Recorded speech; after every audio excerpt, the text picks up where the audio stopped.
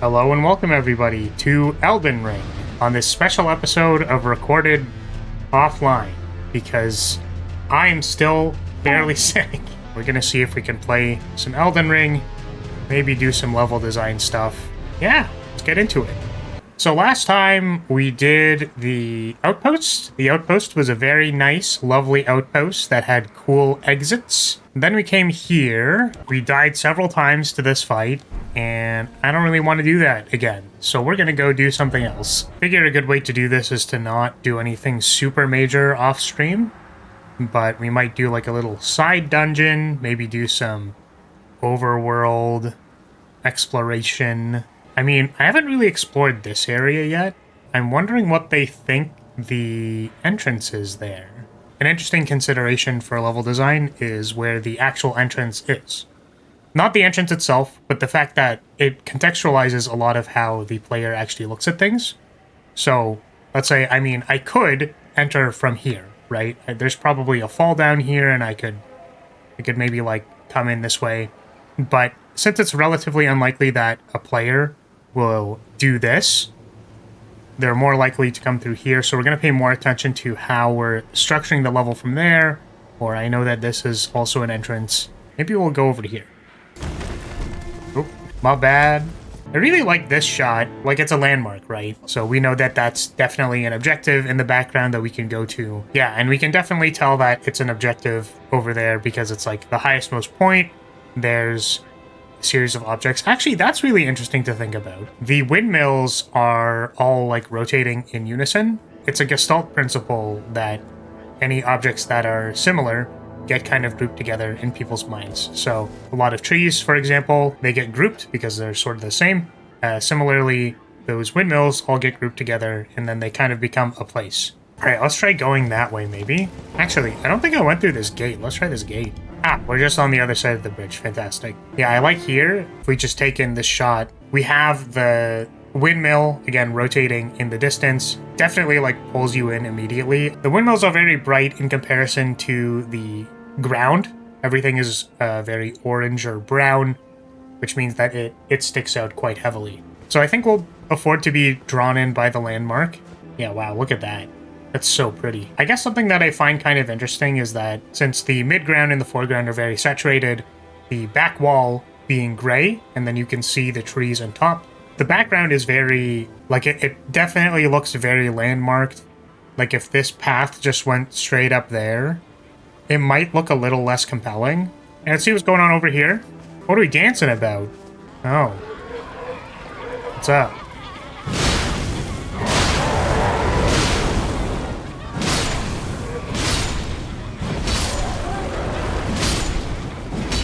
Okay.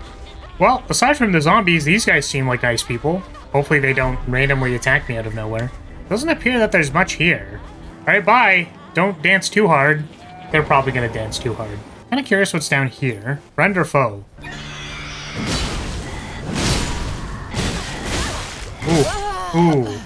Ooh, stun lock. Surprise!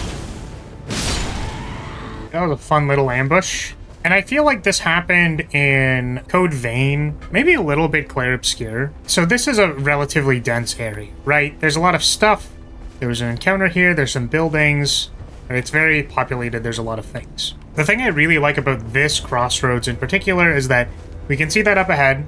There's probably more stuff. We can see buildings. We know that there's more stuff ahead. If we turn to the left here, there really is not a lot here. Something I appreciate about Elden Ring is that a lot of their level designs have, like, an area, a space to it, and then, like, that's it. It's not too big, it's not overly sprawling. They're surprisingly condensed, if you think about it. Like, this lead-up is one ambush, there's, like, the little side area over there, and then there's that place at the top. But here's just a nice open space. It also helps me position where I am relative to the bridge. Really like the fog change here. What you doing here, buddy? I hear a festive melody. No, don't skin me. My hide is filthy, I swear. What the hell? You out here skinning people? I guess I want to appreciate something. As far as game design period goes, I just love this so much. The laughing is very, very disconcerting. You know what I mean? you get here, and you can hear immediately the laughing. It's just so ominous, man. And you're like, are these guys gonna attack me? Like, this feels freaky. Once you get here, like, the laughing is basically coming from everywhere. Like, this is crazy, man. It's just so cool. Because you have to think about it this way. Someone was basically like, I want to tell a story with this place. I don't know what that story is, mind you. But they were like, I just want to have people here just dancing. And, like, losing their mind. And then you find that guy at the start who's like, oh, please don't skin me. And you're like, oh, what is going on here, man? Like, very cool. Like, they don't leave you alone, man. Like, it's like, here, did you want to walk through more laughing, like, undead people? Oh, what the? Whoa, whoa, whoa, whoa, whoa, whoa, whoa, whoa, whoa, whoa, whoa, whoa. Why? I like how they did this one, because you've been sort of cramped. Like, we're allowed to walk through these people. And it's totally fine. They're setting your expectations, basically, right? Like, you can walk through these people, and you're like, oh, yeah, wow, look. Oh, these people who are in the middle of the road, again, same exact signposting. We can walk through these people, no attack. And then, when we get up here, I'm like, jump scared of 10. Love that. These guys aren't laughing.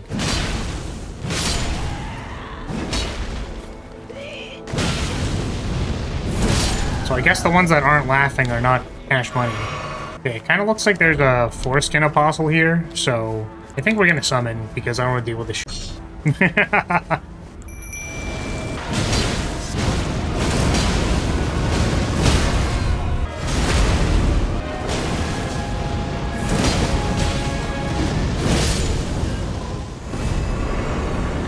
I love when you run into a boss enemy out in the wild, and either it's like you have just leveled or gotten more stats, so you just DPS race it, and it's like, wow, cool. Oh man, the God Skin Peeler. I'm just gonna go with no for that one.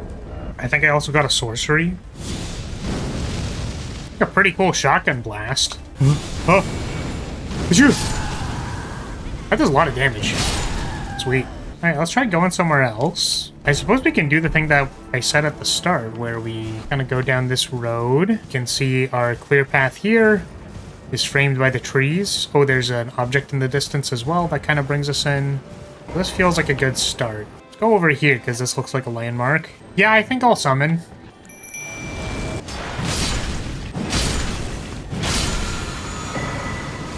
Oh, what's happening?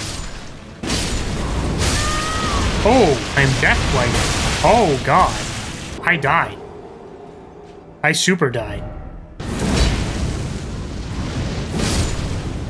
Yeah, I guess now that I've done 2 little runes here, there's something that I want to call attention to, because this is what I would consider a low vision level, right? There's a lot of mist. It's sort of hard to see where you're going.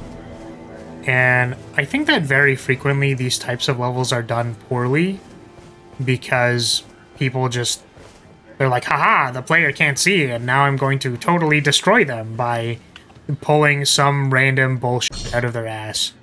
But I think it's pretty critical when you're making a low light level to actually be very precise with the information that you give the player. So we talked about exits last time. There's the entrance over there.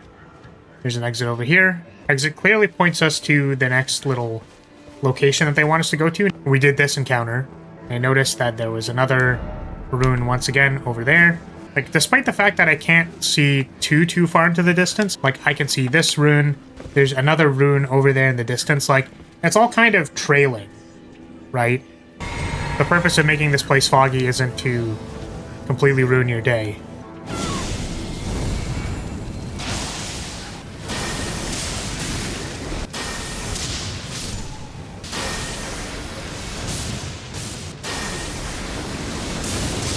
Ah, they were all gooning to this goon cave. Wrath of Gold. I'm assuming that's like the Wrath of God equivalent. It's pretty on the nose, don't you think? Okay, that's going to be it for today. If you're still here, I'm going to say thank you so much for watching. Thank you for being here. Appreciate your support as always. I apologize that I cannot really be live right now. It's the worst. We're trying our best here. But this is what I think I can manage, so thank you very much, everybody, and I will see you all in the next one. Bye-bye.